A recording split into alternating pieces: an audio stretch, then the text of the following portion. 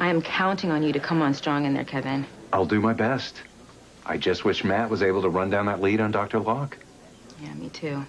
The defense is blowing the state's case apart in there. I could use some ammunition to shoot back at them. Well, let's just hope we're not giving them some by putting my son on the stand.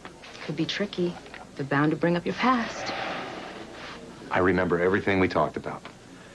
I'm ready. Exactly what I wanted to hear. I should get back in there. I'll go in with you. Okay. You'll be fine. Thanks. Well, looked pretty intense there, huddled with the assistant DA. Anything I should know about? We're on opposite sides of a murder trial. Do you really think we should be discussing the case? Regardless of which side we're on, Kevin, I hope we both understand that whatever goes on in the courtroom, it's nothing personal.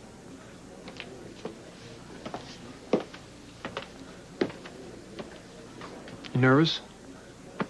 How would you feel if Kevin was about to dissect your psyche in front of all these people? Come on, relax, Pookie. Okay?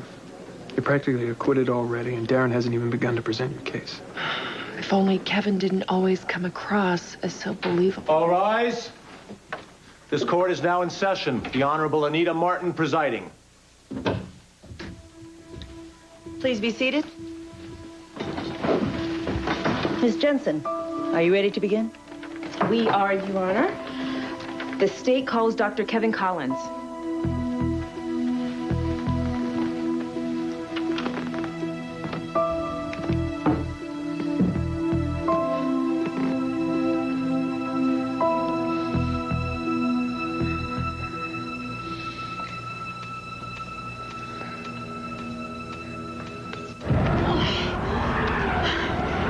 I have to get to him before Frank does.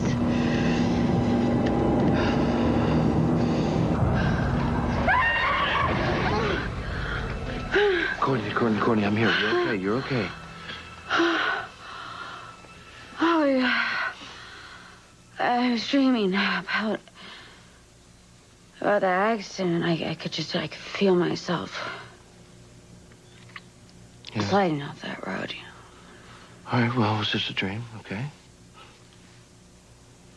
But losing the baby wasn't. Every second, something reminds me she's gone. I know what you mean. Every time someone says I'm sorry, it reminds me of that whole nightmare. I tell them thank you, but inside I am screaming it doesn't help. Nothing does. Is there anything I can do for you? Thank you. Thank you for caring so much about Neil and me, but I'm getting through this. And I have Frank, you know. Well, it looks like he's taking good care of you.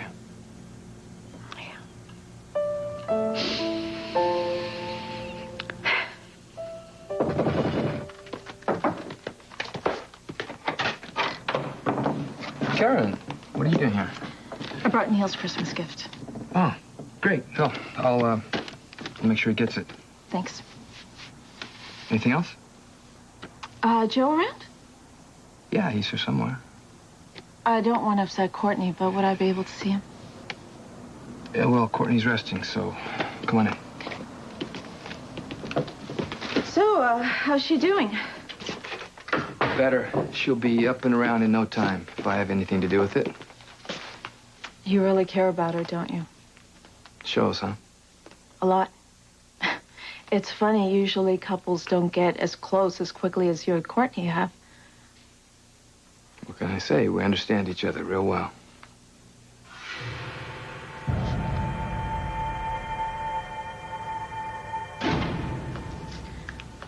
So how long have you guys known each other?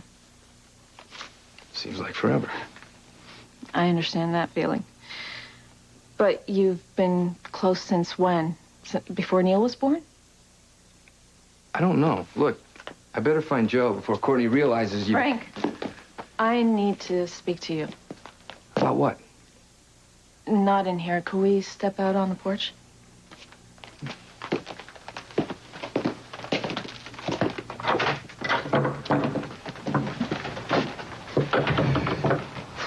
It's cold cold out here. Is this really that important?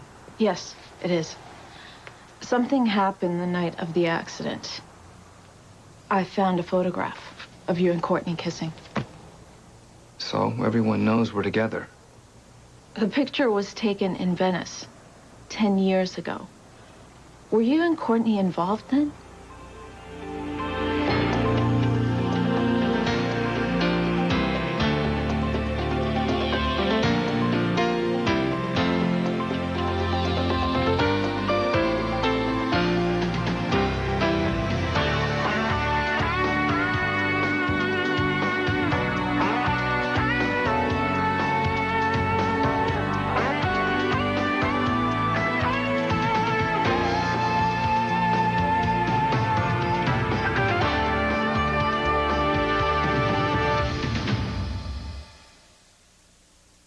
Where did you get this picture, Karen? It doesn't matter how I saw it. The point is I did. You didn't answer my question, Frank. Were you and Courtney involved 10 years ago? What are you after? All right, I'll get right to the point. Are you Neil's father? What?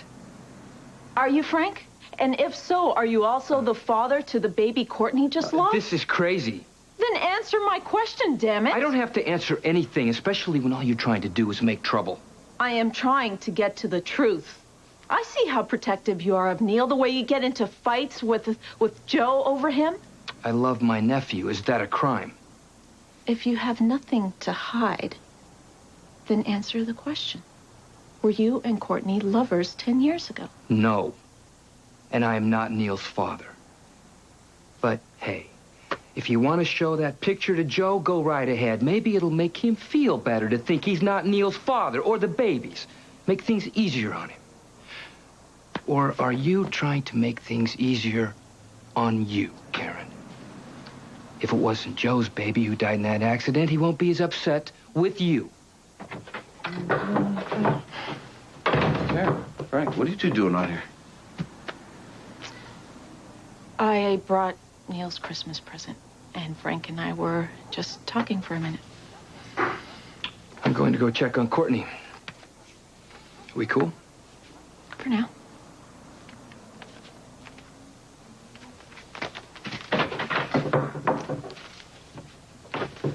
So what's he talking about?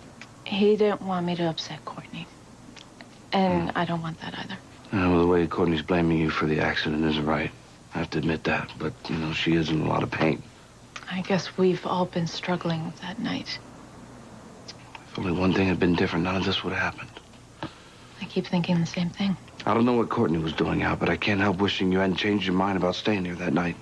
If I could change what happened, Joe, I would do it in a heartbeat. That's just too bad our medical skills don't reach that far, huh? You want to go with me to pick out a Christmas tree? No, it seems kind of late, actually. Hey, they sell mistletoe, too. Okay, you talked me into it. Oh, I know things seem pretty bleak right now, but if we stick together, we could get through anything, right?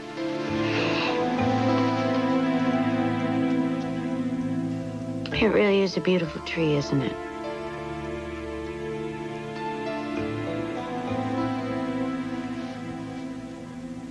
Hello? Oh, sorry. What's going on? Oh, it's Neil. I keep thinking how devastated he would be right now if he found out that Joe isn't his father. Where did this come from? I've been going over and over the argument we had the night of the accident, and you were right. I was wrong. We have to keep this to ourselves, at least for now. A lot of people would be hurt if it got out. Including you. And I can't stand to see you in pain. You won't hide the truth forever. No. But I am not going to let anything hurt you now. Well, I like the idea of you taking care of me.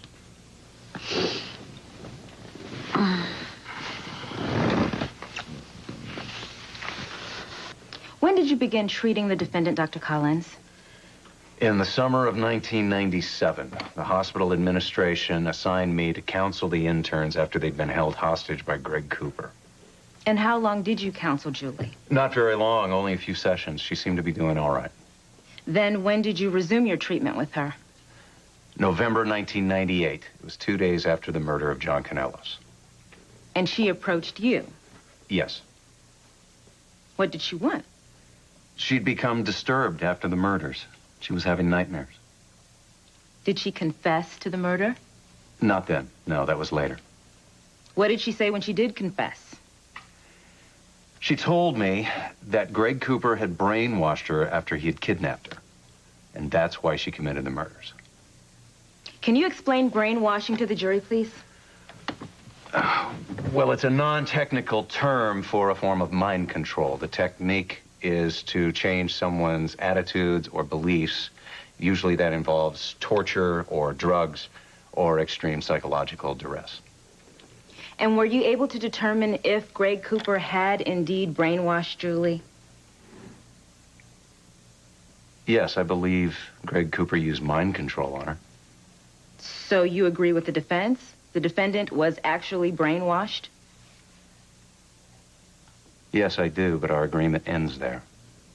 Did Julie ever change her story about admitting to the murder? Midway through her treatment, she claimed that she was brainwashed not into committing the actual murders, but only into believing that she'd committed them. And in your opinion, doctor, is such a thing possible? It's possible. In this case, is it possible? No, I don't believe that Julie changed her story because she's innocent. I believe she's motivated by something else, but what that is, I don't know. Do you believe that the defendant is capable of murder? Yes, I've seen personally how dangerous she can be. Objection! The observation is based on the witness's personal belief, Your Honor, not his professional opinion. Sustained. In your professional experience with the defendant, have you ever known Julie Devlin to lie? Yes. So she could be lying now when she says she didn't murder John Kanellos. That's very possible. No more questions.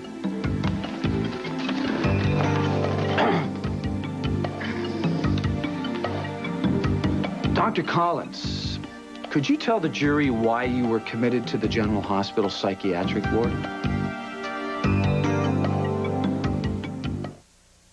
Answer the question, Dr. Collins. I was hospitalized for stalking a woman named Felicia Jones.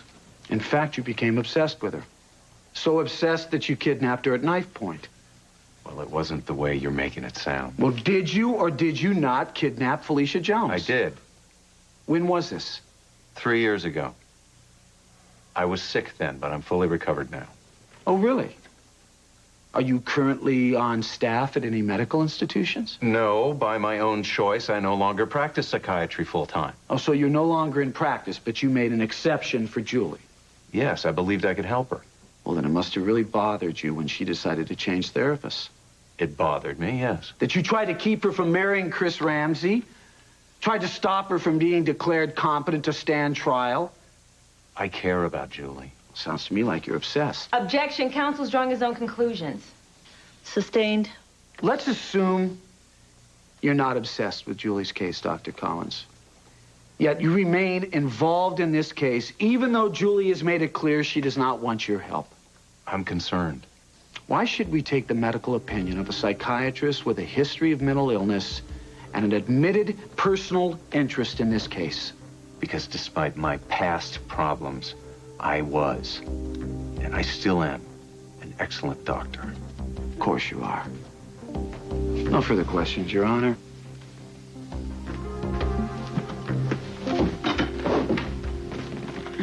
Kevin should be testifying at Julie's trial right about now. I wonder how it's going.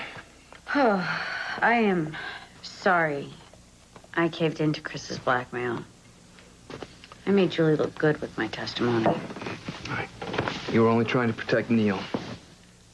How can I be mad at you for that? Okay, I give up. What did you do with the real Frank Scanlon? You're looking at him. Really? Mm. And what happened to the guy who loses his temper, the one who goes for the jugular, dances around the law? Oh, he's here too. And the whole package is yours. If you're sure you want to be involved with a guy like me. Well, it's a little too late. I'm in kind of deep. Besides, I'm not all sugar and spice. Tell me something I don't know. How come Neil seems to inherited only the good stuff from us? None of the bad. He is the best kid in the world. And our daughter would have been the same way. I had a lot of plans for her. I'm never gonna forget her, Frank. I won't either.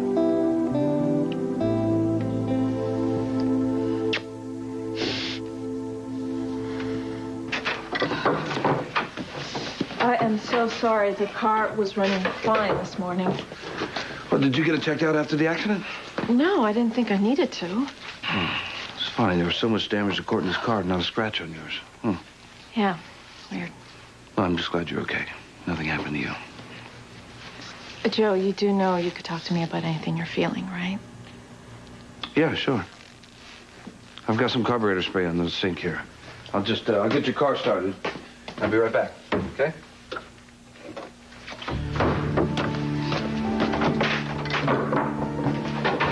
Wait. Come on. Wait. Turtles move faster than this. What the hell are you doing here? This week, holiday fantasies come true. I love you, Jessica. Your party has arrived. I didn't expect both of you. Well, you've got us both. Looks like you're gonna have to make the best of it. Me, Mrs. Bo Buchanan. One Life to Live, ABC Daytime. Courtney, I understand you're upset. No, you couldn't begin to understand. You have never been pregnant. You've never felt a life inside you and then felt it stop. I'm not pretending to. But what happened on that icy road was an accident. Yeah, right. You know, you accused me of being glad you miscarried, and I let it go. But that couldn't be further from the truth. You know what? I don't even want to listen to you. I just want you out of here. Karen, I think you should leave. No, not until I Just get out! What's going on here, guys? I was telling Courtney how sorry I am. Well, can't you see this isn't the time? Courtney, you all right? No, I'm not. And I won't be until Karen leaves. Well, I got your car started. Why don't we just take off? Yeah, sure.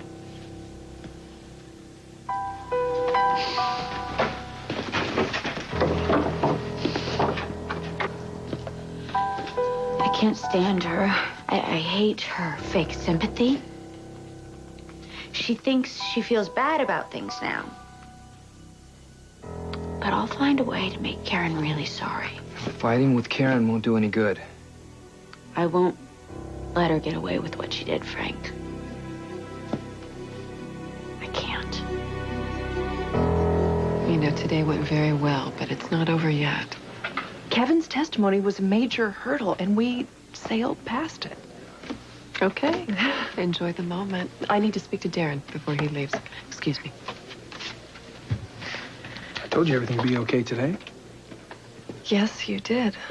You know, it'll be a lot easier on both of us when you start accepting everything I say as fact. Mm-hmm. Well, I'll work on it. Gosh, I wish I could kiss you right now. I'm kind of afraid Bruno the bailiff might ruin my day. It was a nice thought, though.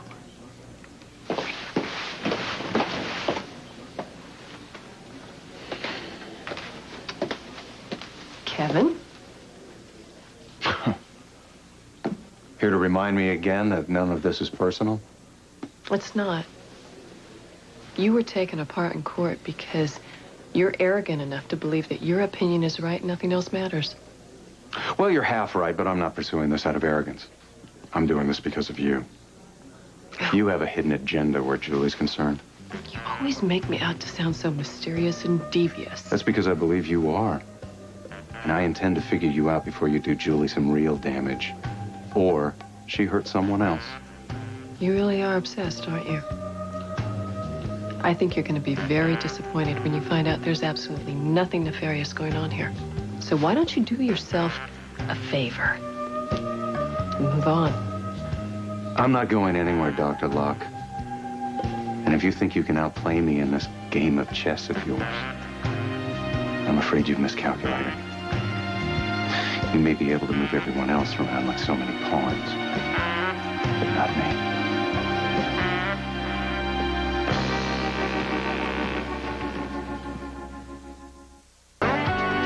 Cast your vote in the Port Charles Weekly Poll only at abc.com, part of the Go Network.